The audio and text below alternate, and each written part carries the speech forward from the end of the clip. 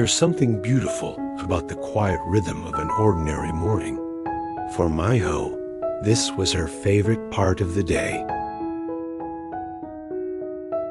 Every morning, she woke up early. She would prepare breakfast, simple but thoughtful: miso soup, grilled fish, rice, and a cup of warm tea. Her husband would join her a few minutes later, always with the same sleepy smile and a soft good morning. They would talk about the weather, his meetings, or her plans for the day. Nothing dramatic, nothing extraordinary.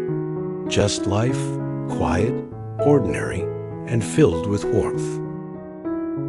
Miho loved this life. She truly did. To her, love was never about grand gestures or romantic declarations. It was about constancy, about showing up every day, about being there in both silence and laughter. But as the years went by, she began to notice something she couldn't quite name at first. Their conversations felt shorter, their mornings quieter. The laughter that used to bubble up so naturally between them now seemed to hide somewhere in the background. She still cared deeply for him, and she knew he cared for her too. But there was an invisible distance, not made of anger or conflict, but of routine. Miho didn't talk about it with anyone. She didn't even tell her husband. How could she, when nothing was wrong?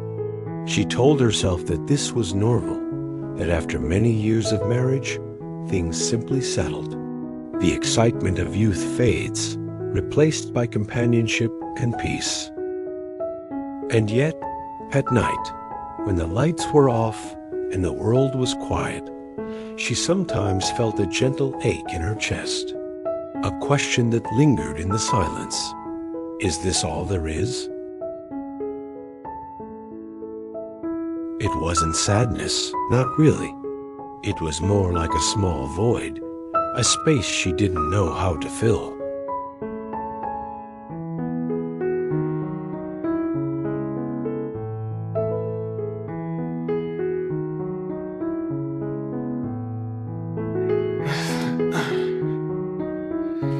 じゃあ行ってきます。はい、いってらっしゃい。はい。さとみ、今日どうすんの？久々のお休みだし、初めて渋谷にお買い物に行ってみようかな。じゃあ駅前のスクランブル交差点渡ってみて。まっすぐ歩けないから。ああ、絶対まっすぐ歩けねえって。大丈夫よ、もう。じゃあ行ってきます。いってらっしゃい。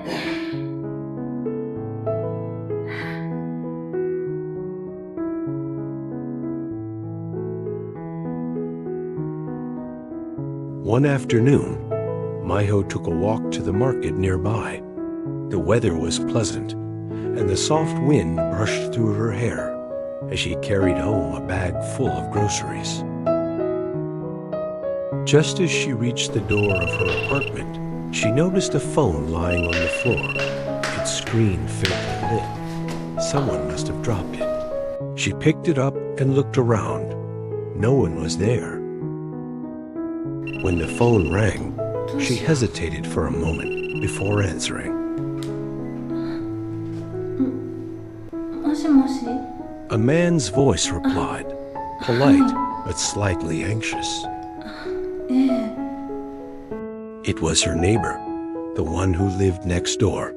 He thanked her immediately and asked if she could return it to him.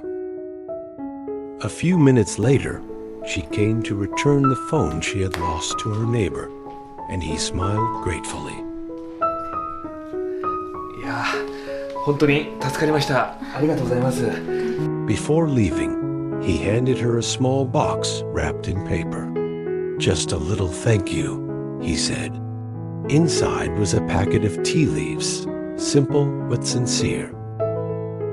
They talked for a short while about the neighborhood, about daily routines, about how the city seemed to move faster every year. He mentioned, almost casually, that he'd been through a rough patch in his own marriage recently. He didn't go into details, but he said something that Miho couldn't forget. Sometimes we stop noticing the person right beside us because we assume they'll always be there. That's how love becomes silent. After she left, Miho thought for a long time, his words still echoing in her mind. They weren't heavy or painful, simply sincere, and somehow they touched something deep inside her.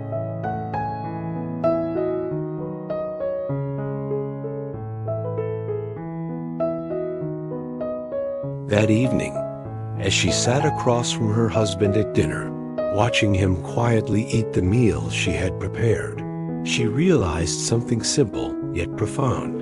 The emptiness she'd been feeling wasn't a sign of something broken. It was a reminder that even love, to stay alive, needed to be nourished.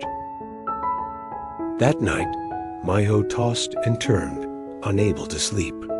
The sound of the rain gently falling on the balcony filled the room, and her husband's steady breathing beside her reminded her of their peaceful life. However, her mind was still restless. The neighbor's words kept circling in her mind, like ripples on a still pond. Sometimes we stop noticing the person right beside us because we assume they'll always be there. It wasn't an accusation. It was a truth she suddenly recognized in herself. Over the years, Miho had given her love quietly, faithfully, through gestures of care and small acts of devotion. But somewhere along the way, she realized she had stopped seeing the beauty in those gestures. They had become part of a routine, efficient, predictable, almost automatic. The next morning, she poured tea for her husband as usual. He smiled gratefully, still sleepy-eyed, and began to eat breakfast. Miho watched him for a moment, the way he hurried when he ate, the way he reached for the toast without looking up. He looked the same, but somehow she was seeing him again for the first time in a long time. It wasn't that love had disappeared.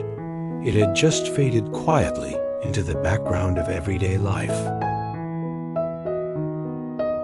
After breakfast, while he was at work, Miho sat by the window. She remembered years ago when she would walk with him to the train station, holding his arm and laughing about the silliest things. Between busy schedules and quiet dinners, those little rituals had disappeared. She sighed softly. Maybe love didn't fade because of time. Maybe it faded because people stopped watering it. That afternoon, Miho decided to put her daily routine aside.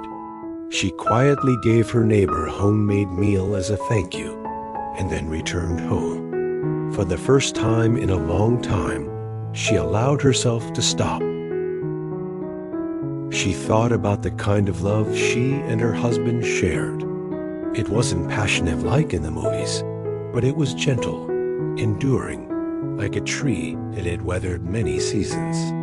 Maybe, she thought, love wasn't about constant excitement, but about choosing to rediscover one another, even after the excitement fades. She took out the small gift, a lipstick her husband had given her before.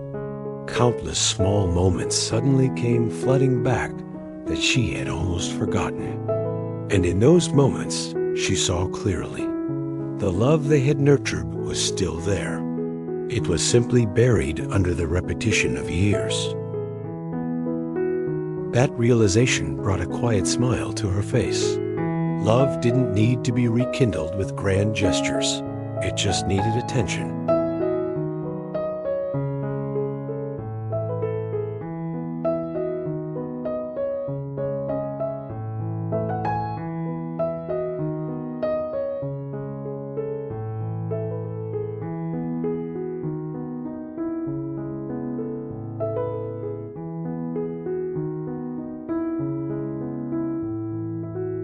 The next morning, over breakfast, Miho told him something she hadn't said in a long time.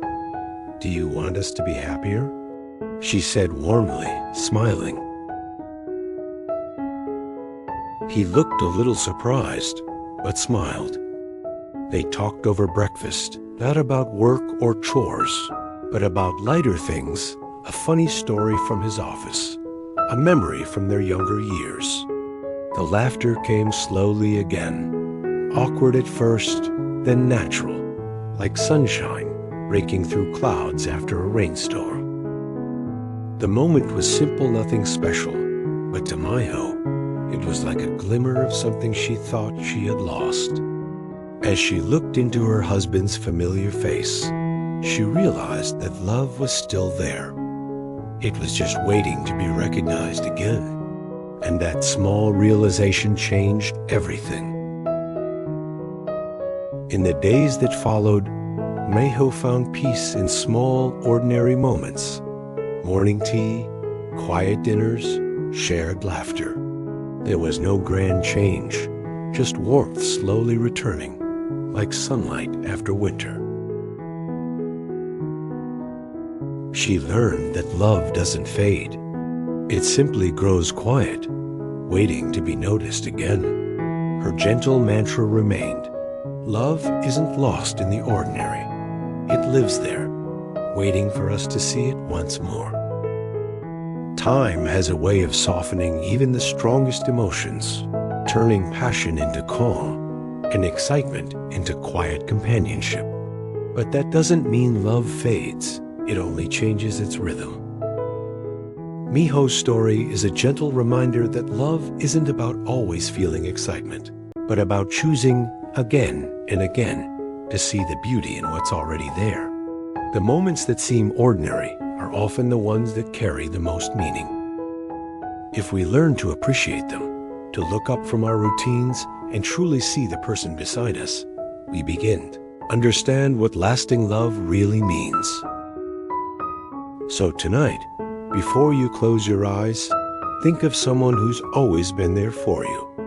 Maybe send a message, share a smile, or simply say, "Thank you," because sometimes the smallest gesture can bring warmth back into a heart that forgot how to feel it.